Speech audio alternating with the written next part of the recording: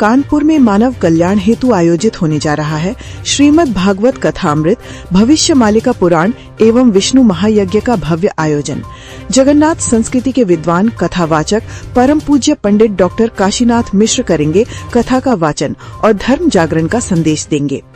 भविष्य मालिका पुराण को लगभग 600 वर्ष पुराना प्राचीन सभ्यतागत ग्रंथ माना जाता है, जिसे अच्युतानंद दास एवं पंच सखा संतों ने रचा था।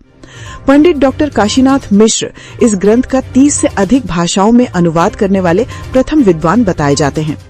कथा में कलयुग से सतयुग के संक्रमण, वैश्विक परिवर्तन और मानवता के भविष्य से जुड़े विषयों पर विशेष चर्चा होगी।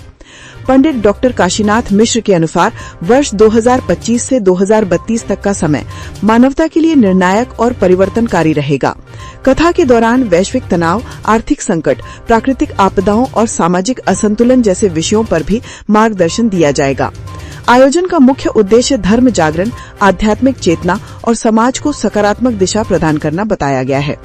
पंडित डॉक्टर काशीनाथ मिश्र घर घर भागवत, घर घर त्रिकाल संध्या के संदेश के साथ देश विदेश में धर्म प्रचार कर रहे हैं।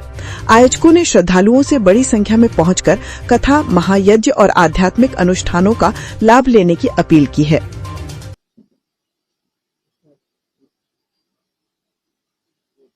पंडित जी, किस संबंध में ये प्रेस कॉन्फ्रेंस रखी गई है? जय जगन्नाथ। इस समय सनातन धर्म के शास्त्र के अनुसार एक समय परिवर्तन के समय चल रहा है, जिस समय कलयुग का अंत हो चुका है, सत्ययुग का आगमन का समय है।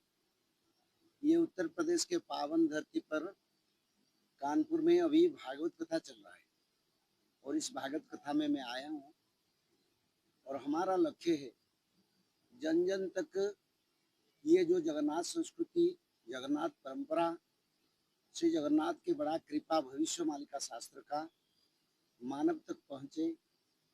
वो जो समय चल रहा है उस समय के बारे में मानव सभ्यता को जानकारी मिले, ताकि मानव लोग धर्म और आध्यात्मिक की तरफ से आके आने वाले सत्ययुग को जा पाएंगे। तो इसमें बहुत प्रकार तत्व है। आगे बड़े बड़े समस्या आएगा, समाज में आएगा, देश में आएगा, विश्व में आएगा। तो इसी कारण मानव का रक्षा जरूरी है। गुरुजी, ऐसा बताया गया कि 2025 से 2032 तक का जो समय है बहुत ही कठिन समय है, ये क्या सत्य है? 2032 नहीं, 2038 तक समय अच्छा नहीं। भविष्य मालिका शास्त्र में इसको 2032-34 में सत्ययुग का आगमन बता गया, पर आगमन का अर्थ नहीं एक दिन में शांति आएगा, निर्माण शुरू होगा और निर्माण बड़ा कठिनाई है। नहीं तो कलयुग में 4,32,000 वर्ष थे, तो ये पूरे हो चुके हैं क्या? 4,32,000 पूरा नहीं हुआ। कलयुग को मात्र 5,127 साल चल रहा है। तो फिर कैसे सत्ययुग का आगमन हो गया? भागवत महापुराण में लिखा है कलयुग का अंत के बारे में, गर्ग संहिता में लिखा है, मनुस्मृति में लिखा है, भविष्य मालिका पुराण में 1000 स्थान पर लिखा है, सारे शास्त्र में लिखा है ना। कलयुग को 4,32,000 वर्ष भोगने होगा। मनुष्यकृत पाप के द्वारा कलयुग का विनाश होगा। 32 प्रकार पाप इसमें आता है। तो मैं एक भागवत महापुराण का श्लोक बताता हूँ। यथा चंद्रस्य सूर्यस्य तथा तिस्य बृहस्पति एक राशि समेष्यन्ति तदा भवति कृतम। सत्ययुग कब आगमन होगा?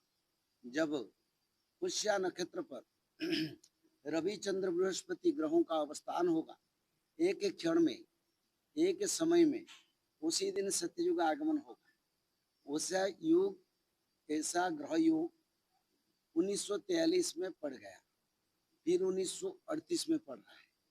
तो इसीलिए सत्ययुग आ चुका है। लोगों को ज्ञान नहीं है भारत में, इस कारण बता नहीं पाते हैं।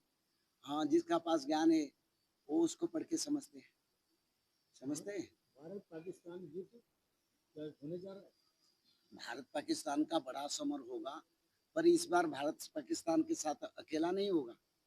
इस साल चारों तरफ से वार होगा और बांग्लादेश का साथ, चाइना के साथ, पाकिस्तान के साथ, तुर्की के साथ और सारे मुस्लिम कंट्री मिला जुला अमेरिका के साथ मिलके वार होगा। तो ये आखिर निर्णायक महाभारत का जो युद्ध बाकी था, कृष्ण भगवान ने जो रोक लिए थे आधा बेला, वो होगा।